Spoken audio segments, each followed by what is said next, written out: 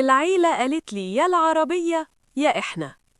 أول ما أخويا شاف صور العربية اللي اشتريتها ما قالش مبروك، قال لي طب ما تديها لي أنا عندي 29 سنة ومن شهرين اشتريت عربية جديدة. العربية دي مش هدية ولا صدفة، 3 سنين شغل زيادة، أوفر تايم، ديليفري في الويك أند، وحرمان من حاجات كتير عشان أوفر تمنها. يوم ما اشتريتها نزلت شوية صور عادية جدا قدام البيت، من جوه، أول مشوار، فرحة أي حد تعب على نفسه. بعدها بيومين أخويا أحمد 34 سنة بعت لي رسالة طويلة.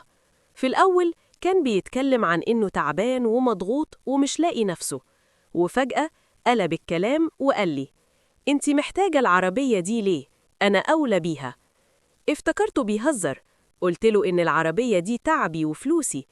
رد عليا أنتي بنت وأنا راجل وعندي مسؤوليات. ومن هنا بدأت المسرحية. ماما، خالتي، عمتي، كل واحد يكلمني ويقولي العيلة أهم، أخوكي أولى، العربية تيجي وتروح، إنما أخوكي لأ.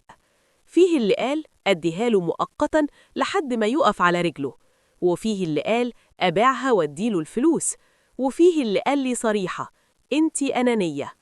أخويا بدأ يتعامل معايا كأني سرقت حقه، ونزل ستاتس مبطن عن اللي يختاروا الحاجات على حساب العيلة.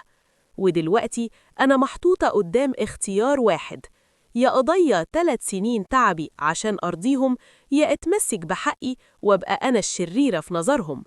السؤال بقى هو عشان أنا أخته لازم أتنازل عن أي حاجة أملكها، ولا كل واحد مسؤول عن حياته؟